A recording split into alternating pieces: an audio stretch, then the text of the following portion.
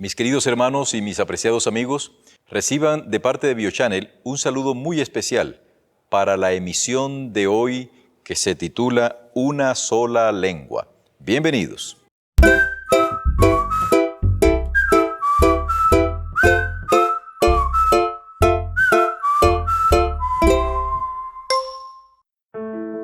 ¿Sabías que dos personajes célebres en la vida de Jesús fueron Anás y Caifás? Este par de sumos sacerdotes pertenecían a la familia de Hanna. Ciertamente ellos compitieron con otros para poder quedarse con el cargo. De Anás se nos dice que fue sumo sacerdote desde el año 6 al año 15 después de Cristo. Y 5 de los hijos de Anás ocuparon después de él el sumo sacerdocio en Israel. Su yerno, que se llamó José Caifás, fue sumo sacerdote desde el año 18 al 36 después de Cristo. En ese sentido, los evangelios indican que mientras Caifás era el sumo sacerdote en el tiempo de Jesús, la influencia de su suegro, Anás, era muy fuerte todavía, de tal manera que ambos prácticamente no cogobernaban, pero sí Caifás estaba bajo cierto sentido bajo la tutela de Anás.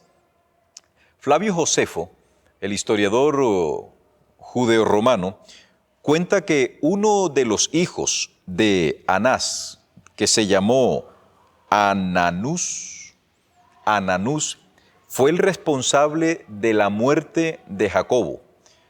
Esa muerte generó tanta molestia en algunos que pusieron la queja, se quejaron delante del rey Agripa y del procurador Albino.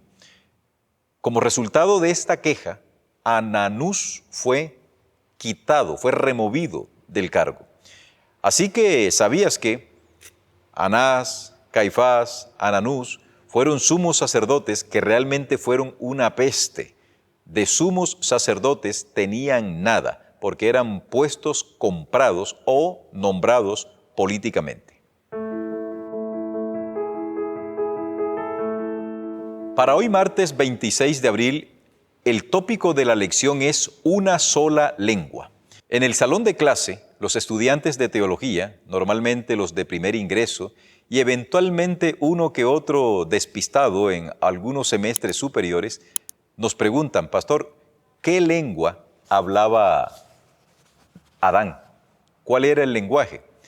Sabemos, porque la Biblia lo indica, que Adán recibió de parte de Dios la capacidad, el don del habla.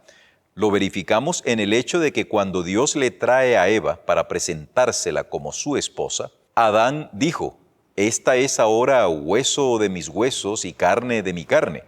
Allí se denota que a Adán había recibido el don, la capacidad del habla. Adán no aprendió a hablar. Adán ya vino con ese chip incorporado del lenguaje. Pero, ¿cuál es ese lenguaje? No se sabe. Hemos dicho que los filólogos son los especialistas en el estudio de las lenguas. Y los filólogos conceptúan que los idiomas que hoy se hablan en el mundo tienen un tronco común. Ese tronco común le han dado un nombre un poco extraño, pero simplemente se dice que es el idioma o la lengua nostrática. Es una lengua que no se habla, por supuesto, pero que todas las lenguas actuales, de una manera, de otra manera, tienen una relación con ese idioma nostrático, que es el idioma del cual parten, según los filólogos, todos los idiomas y todas las lenguas del mundo. En ese sentido, entonces, la Biblia tiene razón cuando se dice de que había una sola lengua que hablaban todos los moradores de la tierra. Hay quienes consideran que esa porción de la tierra en donde se hablaba esa sola lengua era la región de Irak actual, de Mesopotamia. No tenemos elementos de juicio para decir si esto es cierto o si no es cierto, pero la Biblia simplemente dice que la tierra tenía un solo lenguaje. Esto no es descabellado, toda vez que no había mucha distancia entre la creación de Dios y este episodio que se narra en el capítulo 11 del libro de Génesis. El hecho de que se hablase una sola lengua podía ser muy positivo en el caso de que deseasen generar empresas o algún tipo de emprendimientos. Pero la Biblia dice que estas personas tenían un propósito y el propósito era construir una ciudad y edificar una torre. Cuando se tiene una sola lengua, cuando hay un idioma común para muchas personas, la maldad se puede proliferar más rápidamente, se puede masificar, la maldad llega más rápidamente porque todos tenemos un mismo idioma, una misma lengua y es fácil concebir maldades. La Biblia dice que estos constructores de la Torre de Babel tenían un propósito: llegar, si fuese posible, hasta el cielo. La pluma de Elena de White, los escritos de Elena de White en Patriarcas y Profetas nos indican que uno de los propósitos que tenían los constructores de la Torre de Babel era llegar hasta las nubes. Y una vez habiendo llegado a las nubes, poder investigar las causas del diluvio. Otra razón que ellos tenían era generar un nombre. Ya Dios había dicho que no quería que los hombres viviesen en ciudades, pero estos constructores habían ideado, como hablaban una sola lengua, habían ideado el siguiente plan. Si nosotros establecemos una ciudad, esta ciudad se convertiría en la metrópoli y en la capital del mundo, y nosotros, los constructores de la ciudad, vamos a alcanzar gran renombre, mucha fama en todo el mundo. Desafiaron directamente a Dios. Y ciertamente, el hecho de que hayan construido una torre tan alta con el propósito de llegar a las nubes, a nosotros hoy nos puede sorprender. Pero pienso de que estas personas postdiluvianas tenían mucha capacidad intelectual. Y acuérdese, mi querido oyente, que esta empresa no era de una constructora, como hoy la conociéramos. Era de todo un segmento poblacional, era de toda una comunidad de miles, millones de personas que estaban abocadas en construir esa torre. Hoy, por ejemplo, el edificio más alto del mundo es el Burj Khalifa, que tiene 828 metros de longitud y 163 pisos. Uno se descresta con esta construcción tan fastuosa, tan maravillosa, pero ¿qué pasaría si los gobiernos de Estados Unidos, de China, de las principales economías del mundo, decidiesen unir todos sus recursos para construir un edificio que pueda llegar a tener 5 kilómetros de altitud? Es factible que se haga, porque ya la tecnología se conoce.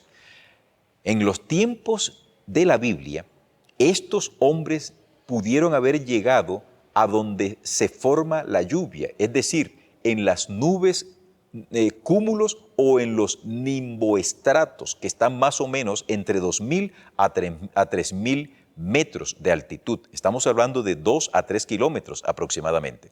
¿Qué hace Dios para detener el empeño de estas personas? Hace un ejercicio sencillo: confunde sus lenguas, les altera el dialecto, el lenguaje, y finalmente la empresa es abortada. Esto trajo como consecuencia que los hombres que empezaron a hablar un idioma y se entendían, se diseminaron por toda la tierra.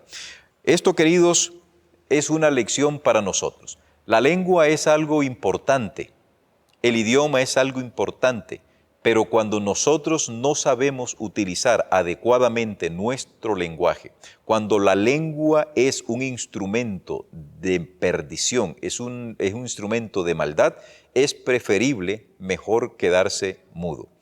Esta proliferación de lenguas que tenemos en la actualidad es consecuencia directa de la intervención directa de Dios cuando confundió a los constructores de Babel allá en ese alocado empeño que tenían de prácticamente decirle a Dios: no contamos contigo.